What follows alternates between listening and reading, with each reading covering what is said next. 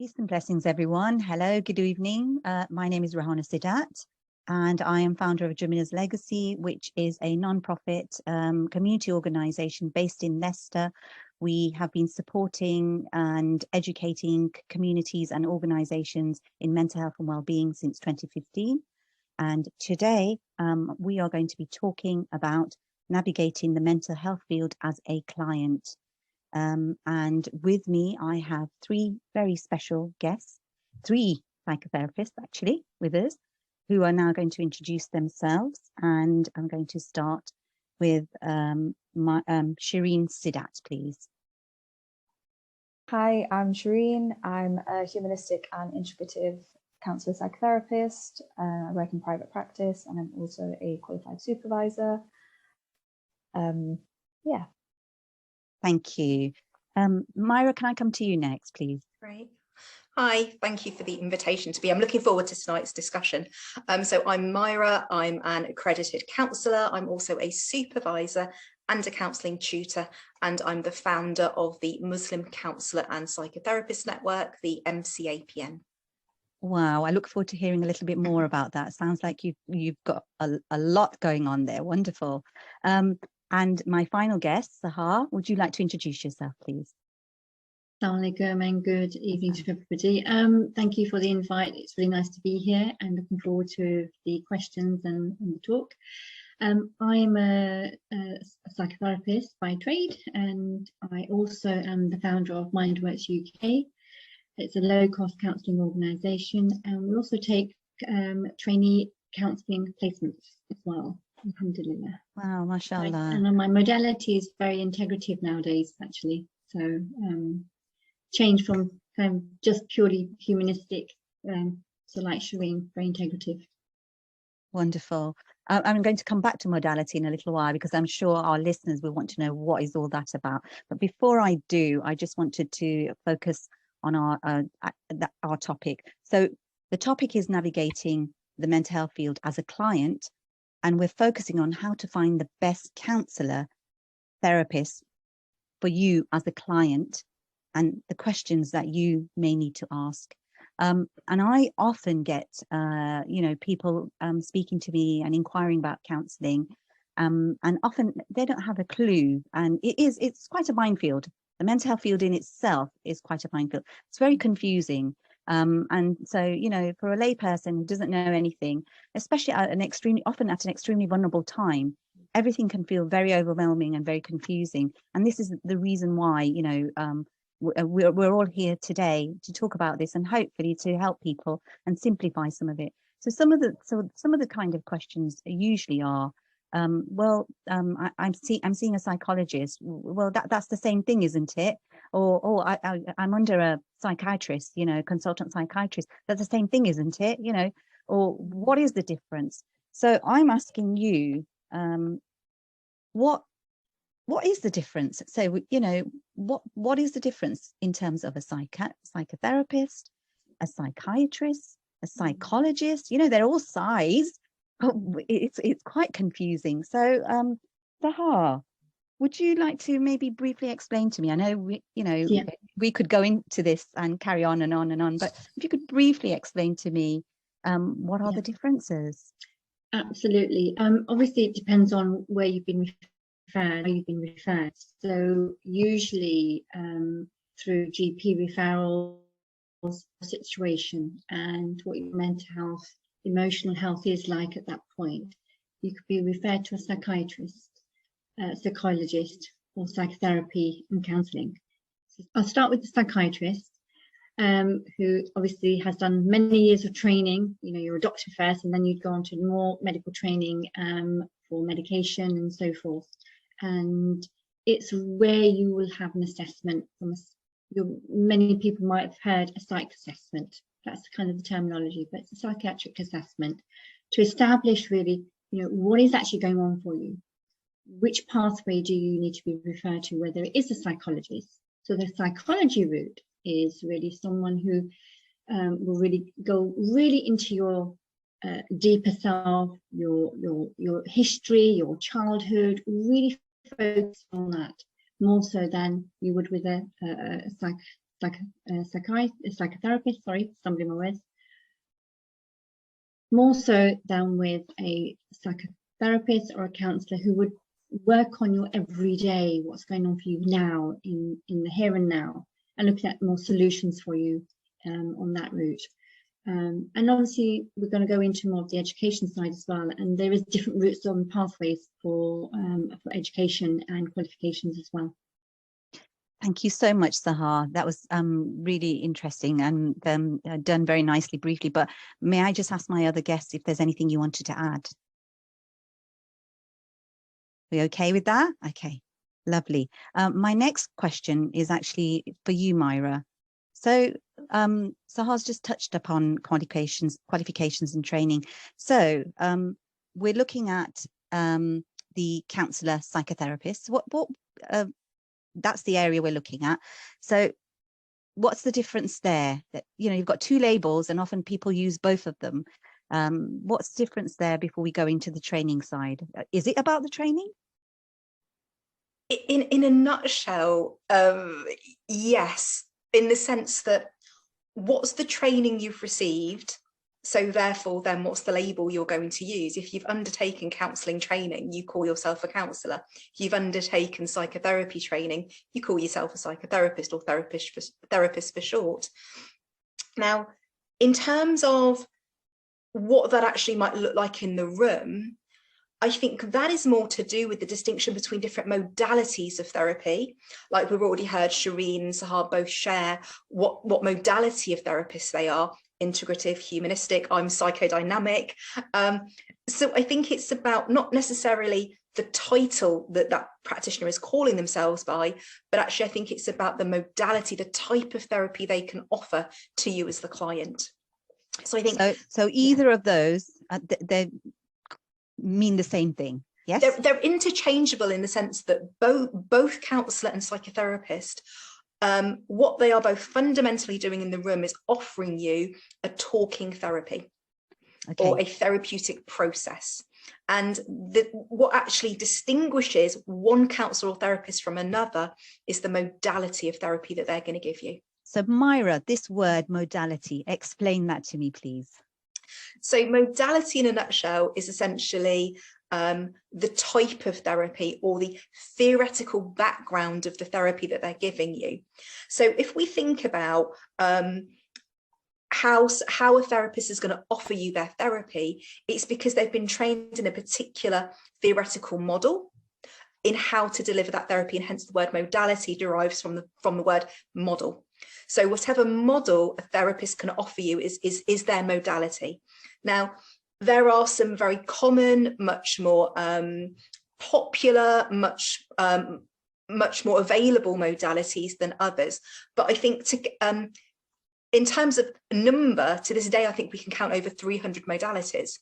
But there are maybe kind of up to 10 of them that are the most common ones, and ones that you're going to find to be much more easily accessible.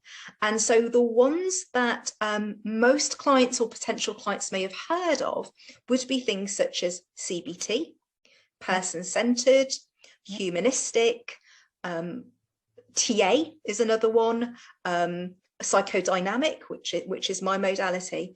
And then there's something which again has already been mentioned this evening, is integrative. Now, integrative is it's a modality, but it's a modality that has taken 3 or 4 of those pure modalities and teaches the therapy how to use with multiple modalities at the same time. So, for example, I can ask Sheereen and Sahar, both say that they work integratively. As a counsellor, my follow-up question would be, you're integrative, which modalities? So if you think of integrative as like an overarching umbrella term, I would then be interested in which modalities do you integrate? So that could be a question. So when somebody says to you, I'm an integrative counsellor, and so you go into, I mean, and as you said, there are so many, there's even DBT, EDT, and I was thinking Gestalt, so many started coming in my head, and I was thinking, actually, that's a really good idea. But you don't necessarily, as a client, need to know all of this, but it is worth, I think, doing a little bit of research Yes. Before you go ahead. And what I would say, and I'm sure you, all three of you will agree with this, what you don't know, ask. Just ask in the room. Absolutely. Ask whatever it is. Ask the question. Don't be, don't leave it and then it bugs you and bothers you. Sometimes it can get in the way of the therapeutic work. So rather ask the questions, because I'm sure, you're all therapists. It's okay to ask these questions. Absolutely. That somebody questions, what are your qualifications? What are your experiences? What is your practice? After all, you're going to be, my very personal things are going to be shared, and in a sense my life is in your hands, if you know what I'm trying to say. Not in that context, but things that are so deep and personal that maybe are never going to be shared anywhere except in that room, or with you as a therapist. So I think it's very precious, and I think definitely asking those questions reduces, if you're like me and are anxious, would reduce the anxiety and reassure me. So I think, because sometimes the judgment can get in the way, because I've made a decision from the first time I've seen you and I've not asked the questions I want to ask. And then I've gone away thinking, and it's become a barrier, and I'm speaking from experience. So I want clients and potential clients to think about these things. So yeah, that's really good that you've explained that. So going into the training bit. So when we talk about qualifications, so a lot of people say they're counsellors, people are setting up, and yet I'm looking at the training qualifications and I'm not really seeing much. And I'm thinking, well, can you qualify with a level 3? Yet people are going to university or doing a master's on the other end of the scale. And I'm getting very confused, how many years of practice? And obviously, are they BAC approved? So British Association of Psychotherapists and Counsellors. Are they on the counselling directory? You mentioned your own network. So yes, it can get quite confusing. So can you tell me, Myra, what qualifications do you need to become a counsellor? Well, what's really interesting is that from a purely legal standpoint, because the profession is unregulated, there is actually no legal requirement to have any training to set up as a counsellor or psychotherapist. They are not protected titles. So in that sense, the profession, on a very broad, basic sense, can quite quickly feel like it's a bit like the wild, wild west out there. Now, in order to compensate for that, in order to actually bring in a level of professionalism, professional standards, this is kind of one level shy of regulation. And what the profession has then done is they've kind of rallied together and gone, right, well, let's just self-appoint or self-apply professional standards. So across the board, what we now have is professional bodies, counselling and psychotherapy professional bodies that now set their professional standards for what they will determine is qualification level. And the commonality across all mainstream majority professional bodies is that the minimum qualification for you to qualify and join that professional body as a counsellor or psychotherapist is a level 4 diploma. So level 4 diploma. A level 4 diploma and higher or higher. So people can go in and qualify with a level 5 diploma, a level 6 postgrad diploma, or a level 7 master's. So if you qualify from any one of those levels, you are deemed a qualified counsellor and can join a professional body. Now, the confusing part is that for many people is that they then think that, oh, I need to work my way through all 4 levels. I need to do a level 4, then I have to do a level 5, then a level 6 and a level 7. No, you don't. As long as you have a minimum level 4, any one of them, and it meets the requirements of the professional body, you can then go and register with that professional body. The difficulty or the trap or the danger in the profession, 2 things. One is that because you can advertise as a counsellor or psychotherapist without qualifying to that level 4, there are many counsellors and psychotherapists out there then that advertise but are not qualified. So one of the main questions as a client looking for a therapist or counsellor is you ask them what their qualifications are. And any counsellor worth their grain of salt will will quite openly and transparently tell you and share with you their qualifications. So absolutely, question number one, the biggest question you will ask to any counsellor or therapist that you're looking to engage with as a counsellor, as a client, would be ask them what their qualification is. That's kind of one of the dangers of the profession. The other danger is that in order to actually go on and train at a level 4 or above, you have to often, well, actually you do, you have to have done prerequisite training levels, which is the level 3 you mentioned, Rehana. So there's a level 2 and a level 3, which is called counselling skills. Again, the thing that for a potential client watching this, please make sure that if you're, again, asking your counsellor for their training qualifications, that they're not just fobbing you off with a level 2 or a level 3. That's just counselling skills. It means that they have not undergone any supervised clinical training. All they've done is classroom-based theory. Myra, so what yes. supervised, you mentioned supervision. Yes.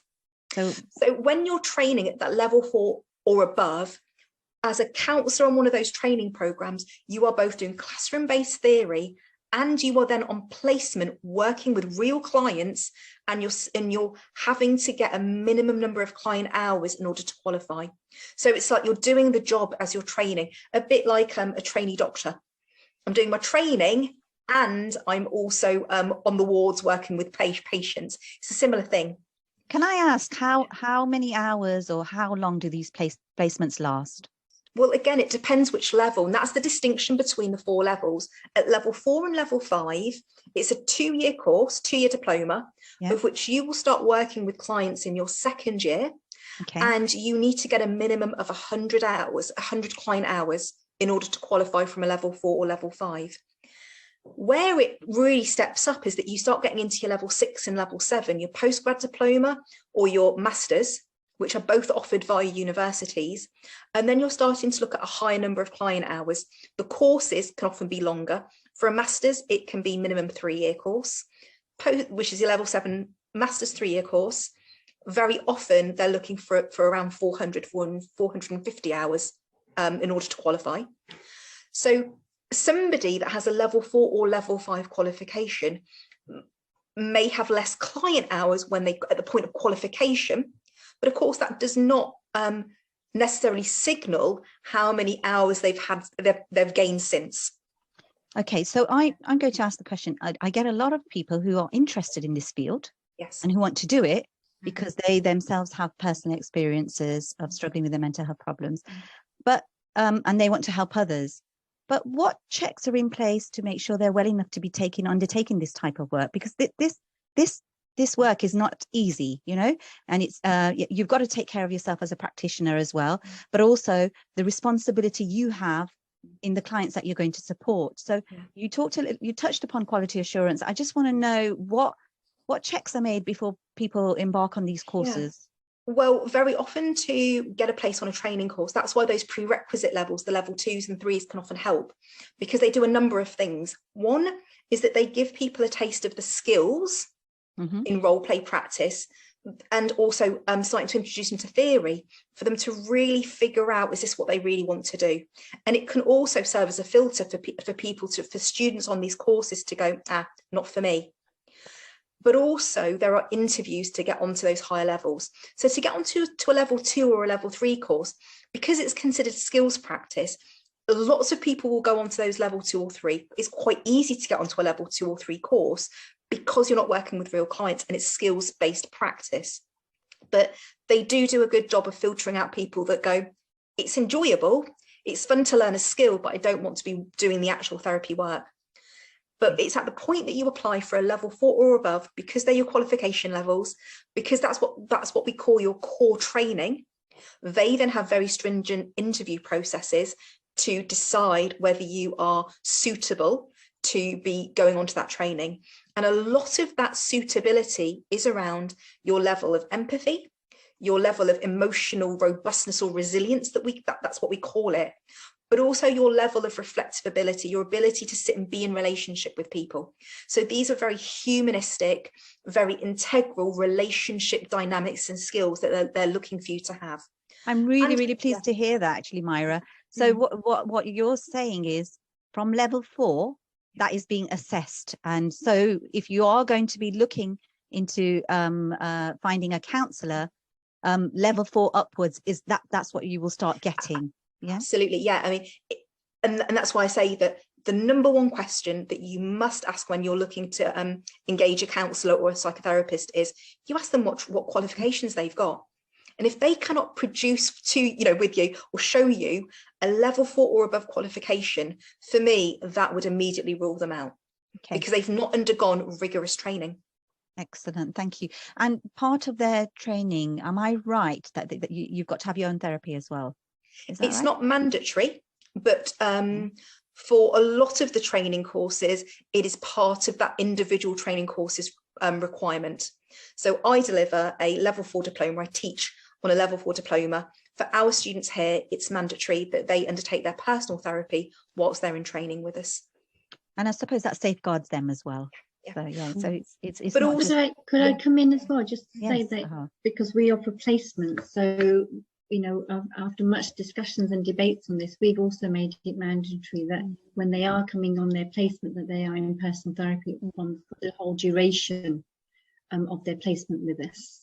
That's really good. It's really important. Yeah. And I suppose it's safeguarding everybody as well. So absolutely. Yeah. Thank you. And it adds to the robustness as well, like you talked about, Myra, of the training and what you're delivering and offering. And that follows on really nicely to my next question, which is for you, Sheereen. So what kind of questions, and we touched upon it earlier, that ask whatever you need to ask, when you meet up with your therapist or speak to them over the phone, or whether it's a Zoom session, whatever way you're going to have your sessions, that initial first meeting, what kind of questions should a client be asking the counsellor, the therapist? Yeah, so as Myra said about the level of training that they've had and what qualifications they have, obviously that's top priority.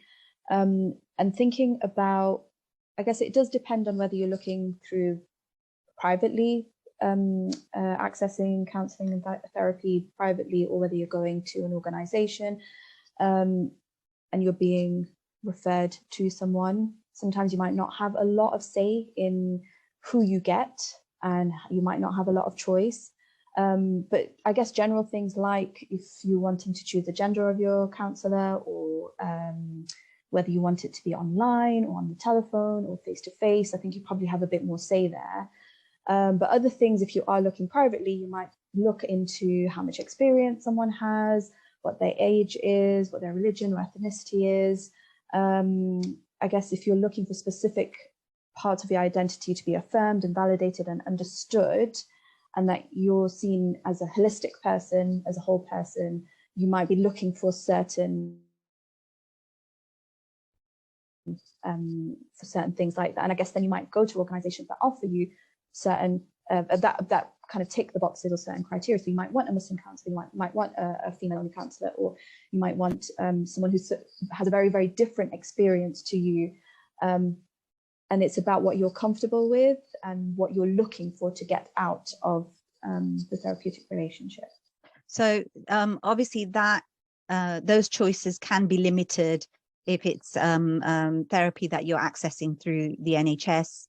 Yeah. However, obviously, if you're going down the private route, then you're able to, basically. You'll have a lot more choice then, because you're the one embarking on that and not being assigned a therapist. Myra, Sahar, do you have anything to add on that? Okay, I'll move on to my next question. So Sahar, this one's for you. Questions to ask the counsellor, therapist, and then I'll ask the others as well. What kind of questions, do you think that we need to ask the counsellor, therapist I know it kind of links in with what Sheereen has already said, but what other things besides the training, besides the preferences, what other things should we be asking the counsellor? I think one of the other things would actually be their actually own experiences in having counselling themselves, what their experiences are in their own life. Because we go through life and have lots of different experiences, and that's what brings us to counselling. You mentioned earlier, Rehana, about, you know, people studying it if they've gone through something and they want to give something back. So really asking, you know, what actually life experience do you have in the field or personally that's brought you here? And it's okay to ask. Is that not some professional boundary, or, you know, some really? I get therapists are very, they, you know, they're very they don't like to share anything, and I you know, I've been in therapy where they won't share anything, but then I take that personally sometimes and think, oh, and although it's not, it just comes across to me, oh well, I was only asking, you know, kind of thing. Well, I get asked a lot, you know, what experience do you have? What life experience do you have that, you know, because it's such a sacred space and it's such an intimate space. And like you said earlier, you know, you're sharing your all yourself in that space. So, you know, I am asked from clients, you know, what experience you have in life that has brought you here?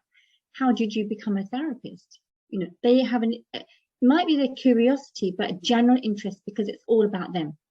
And I'm very transparent how I've got here in my training, how I've got here in experience. So these are questions I think that are really important to ask. And I think, you know, people do shy away from asking. And I think it's one of the key things that needs to be kind of there on the floor.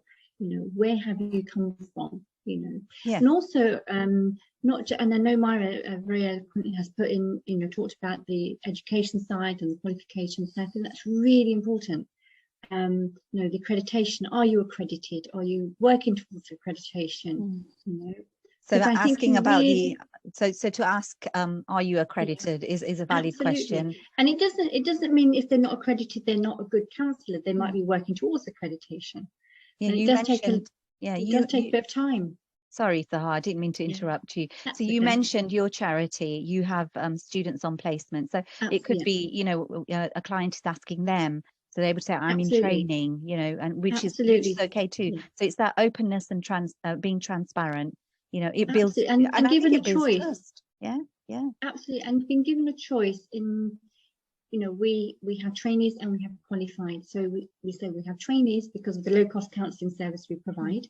Would you, you know, they are offered and they say, well, actually, no, I prefer to have a qualified given the scenario. So we know there's a different level of clients we can get as well. So we want to give a client you know, a really traumatized client, for instance, or victim of serious crime or something. It has to be something that's manageable for them as a trainee, but also enough for them to gain that experience to the next level. So anything to add there, Myra? I had it's a bit of a two-parter question in terms of what questions you would ask your counsellor. So thinking off the back of, right, what qualifications, what training have you done? For me, the follow-up after that is always going to be, what experience do you have of working with the issues I want to bring? And that's kind of part one of my question. So what experience do you have of working with this issue that I want to bring to counselling? And second of all, how do you understand and work with this issue? This for me links back to the modality piece, because between myself, Sheereen and Sahar, we can all sit here and go, yes, we might all work with grief and bereavement, but how we might work with it will look differently. And what our experience of working with it will look differently. So so two-parter question. What experience do you have working with the issue I want to bring, and how do you work with it? For me, that's really telling in whether then, from a client's perspective, this is the counsellor you want to be working with. So just as much as Sheereen said, you've got all of the preferences, your counsellor on paper might tick all the boxes. So you add in the questions that Sahar's mentioned, or they've got personal experience of it. And then you want to ask the professional side of things, which is, well, what's your experience of working with this issue professionally, and how do you understand it and how do you work with it?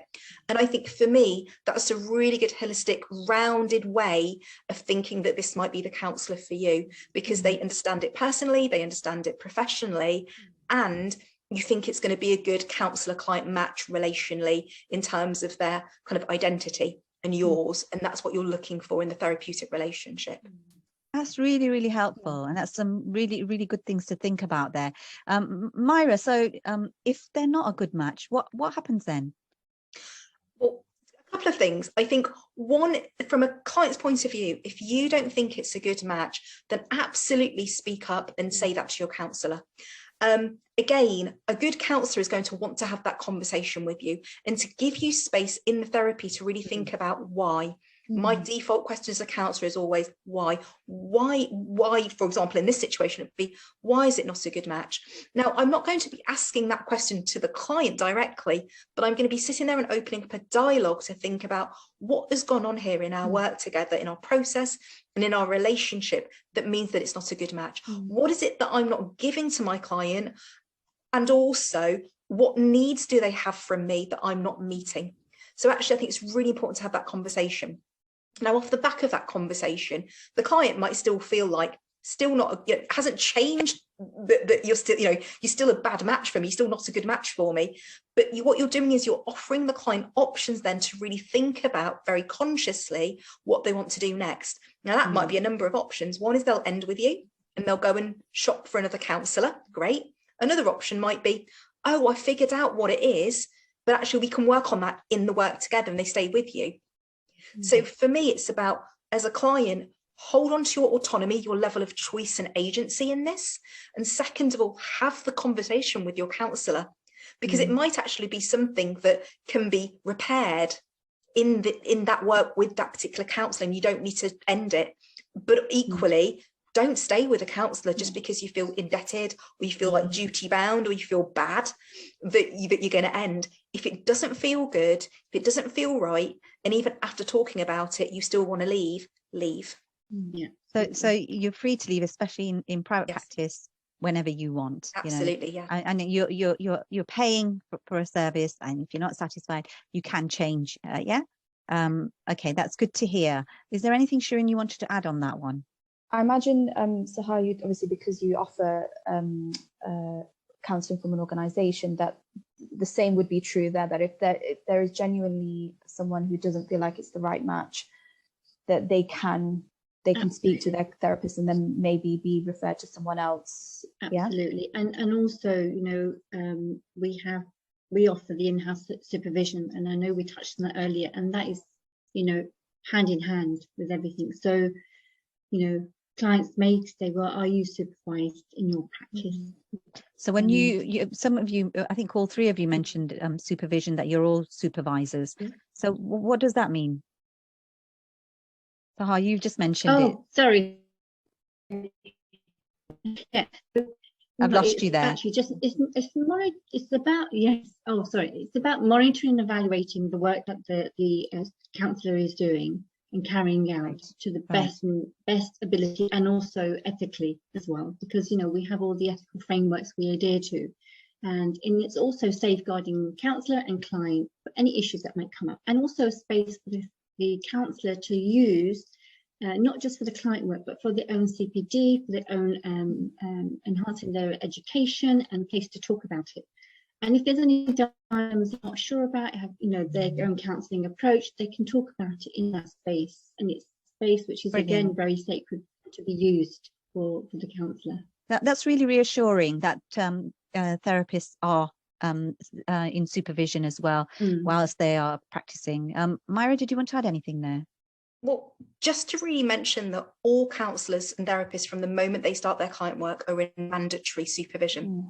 So I think it's really important for all clients to know that every single practitioner, every single therapist and counsellor has regular minimum monthly supervision. So these are accredited counsellors. We're not talking about the level 2 and level 3 counsellors. No. Who claim to be counsellors. The moment you start your client work, whilst you are in training, so those students that start training in their placements, the very first client, from the moment you're given your very first client as a trainee, you start monthly or regular minimum monthly supervision, and you will have that forevermore in your career. As long as you are working with clients, you have to have mandatory supervision. So these kind of checks and balances, the support for the counsellor is there, that they have to attend as I said, minimum monthly. Yeah. I'm really pleased to hear that. Shireen, did you want to add anything? And that's regardless of accreditation, because you mentioned that it's nothing to do with it. Whether you're accredited or not, you have to have supervision regularly. So I'm really pleased to hear that. That's reassuring.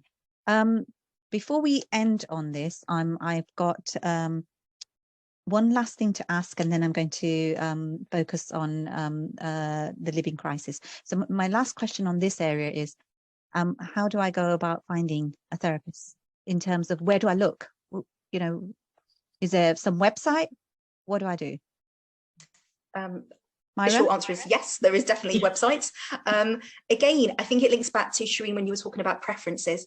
Now, if you already have a particular preference of a counsellor, there are very specific counselling directories that you can look on. For example, having run the MCAPN, we have our own Muslim counselling directory on our website. So if you're looking for a Muslim counsellor, as well as a Muslim or a Muslim supervisor, we have both a counselling directory and a supervision directory. And there are a number of these kinds of more specialist counselling directories that you can just freely search on the internet. Equally, there are lots of mainstream or general counselling directories for which you're going to be able to then specify and select the type of counsellor you're looking for. So things such as all the professional bodies, they will have their own counselling directories on their website. And then there are some mainstream counselling directories. One is actually called the Counselling Directory. So on there, you're going to get the full range of different modalities, genders, faiths, ethnicities, and locations. And that's a very generic, broad directory that you can then search on. But equally, there are these specialist directories that are either faith-based or ethnicity and race-based, or specialist interest-based as well. So depending on what your preference is, what you're looking for, there are some specialist counselling directories out there. But yeah, for faith-based, if you're looking for a Muslim counsellor or supervisor, there is the MCAPN directories on our website. Thank you so much. Right, so Sahar, I wanted to talk to you a little bit about, we're in a living crisis, and given that we are in this crisis, do you think that the demand for mental health support is increasing? I'm going to ask each and every one of you, because you're all in practice, you're seeing clients, and I'm sure you're getting the responses. Sahar, what are your experiences? Yeah, certainly as an organisational point of view, we're having far many people access the service, and the demand is high. It's so high that we are signposting. So we signpost to MCAPN and to various other local organisations in the community where I am. We have, oh gosh, it's really sad, because many people now can't afford even low-cost therapy. And counselling itself and therapy privately is expensive anyway. Yes. And a lot of counsellors offer low cost, a minimum, they might say four clients per year, they'll do, at low cost, or 6. It's now, even for that, it's really hard for the counsellors to actually provide that service, because living costs have gone up for everybody, regardless of who you are. Absolutely. For those who are not very financially well off to be able to afford the higher costs, the low cost is even something they can't afford now. We have had so many referrals recently in the last couple of weeks that even the £5 is too much. Yeah. For them. Yeah. And I can understand that, because I think really we're looking at every penny at the moment. Absolutely. People are worried about how we're going to pay these bills, and the price of everything has gone up. Everything has gone up. And your rent, your mortgage, your electric, your food, your fuel, everything has gone up. And people are really worried. So I can see how, if you look at where your priorities are, that it's going to impact on health, and it is going to be, well, actually, this is a luxury. I know I need it, but right now I can't. But the impact of that could be people then reach crisis. And there are, Rehana, and there are very few and far between agencies that can offer free counselling, but they are out there. So it is really worthwhile to have a look. And we offer low cost, and we're offering some free counselling as well. And it's around, we all, for organisations, it's really hard to get funding. Yes, but, absolutely. many organisations at the moment are struggling, but they won't turn you away. They will either signpost to an appropriate place, or to an agency, or a directory. But you know, we are really worried actually about the people out there. And I think I'm seeing that. Obviously, Jamila's Legacy doesn't offer counselling. We offer a informal listening service and support sessions, and we're finding obviously people are using us often as an interim on waiting lists. So you mentioned charities. So charities that previously I was referring clients to, where there may have been a 6-month waiting list, is now a 2-year waiting list. Wow. Yeah. So you know, it is very concerning, and I do worry. The same as you, Sahar, and I'm sure Myra and Sheereen, you're seeing similar things. So Myra, do you want to add to this anything? Just kind of echo what Sahar said, but also what you're saying, Rehana, which is that when therapy is seen as a luxury, and when people now are tightening the belts and going, right, we can only afford the essentials, therapy is very often the first thing that gets crossed off the list, right? So even here we're seeing at the service here that many clients are asking for reduced fees or are just ending counselling because it's that thing of, well, we just can't afford it, and it's one of the first things to go. So we're definitely seeing that the irony is that as the demand for mental health services and support goes up, actually the accessibility, the availability, and the cost of it, you know, or the access of money to pay for it goes down. And so it's this kind of inverted scale, unfortunately, that as the demand goes up, the availability and accessibility of it goes down. And that's really, it's like, and I echo what Sahar says, it's just really, really sad to see. Sheereen, anything to add? No, just the same, echoing the same. It's been my experience too. Yeah. So my final request to all of you is that what can people do about their mental health right now with what they have, what they're able to, you know, do? Obviously, we've talked about counselling and how clients can get help and how to navigate the system. However, if given this living crisis, people are really struggling, what are their options? I mean, one thing that's coming to my mind, and I'm sure all of you can add to this, is whether if you're in private counselling, maybe reducing the frequency. I know it doesn't give the same benefits if you're seeing somebody on a weekly basis and then you're saying, well, I can't afford that now, can I make it bi-monthly? But is that an option? I mean, you're all therapists, I'm just asking the question. Yeah, that's definitely something that Go. That's definitely something I've seen in my practice, where clients have been asking for fortnightly sessions instead of weekly, or they might be switching to monthly ones if, you know, if we're kind of working towards an ending, or some have just ended because they're not able to. And that's kind of been happening over the last year or so. I've noticed that more, that even though the need is there, they have to think about financial situation first before thinking about their emotional kind of well-being and mental health. Myra, anything from you? I think yes, as from a client perspective, you can ask for a reduced fee, but I'm thinking also actually more broadly than that. I'm thinking about, well, what can also be done alongside it? So also it's about not just putting it all into therapy, it's also going, well, what can I do the rest of the week to help myself? And as much as self-care sounds cliche, I think for me, actually, I think it's about sitting with and honouring how you feel. And actually the word self-compassion comes to mind more than the word self-care. And for me, that is at the very minimum, at the very broad, at the very kind of foundational level, it's what's your relationship like with yourself? And so whilst we can go to therapy, whilst we can do lots of things externally that's about practically that's about self-help, for me there's also an internal job that can be done at the same time, simultaneously to accessing therapy. And I think a good starting point is, how do you talk to yourself? Are you treating yourself with self-compassion? Are you perhaps keeping a reflective journal? What are you doing day to day that actually means that you're taking care of yourself? And I think then therapy then actually becomes much more effective, but also I think it complements what you're doing the rest of the week. Therapy is not the space then that helps you cope with the rest of the week, but rather it's complementary to you looking after yourself the rest of the week. That is really reassuring, and some great advice there from all of you. But Myra, that That's great. So for those that are watching this, listening to this, I think there's some good tips there. If right now is not the time for you to have this therapy for various reasons, what are you doing in terms of not only self-care but the compassion that you can give to yourself, and the investment in yourself, and taking some ownership of your own mental health, and developing some resilience as well in the interim, I think are really important.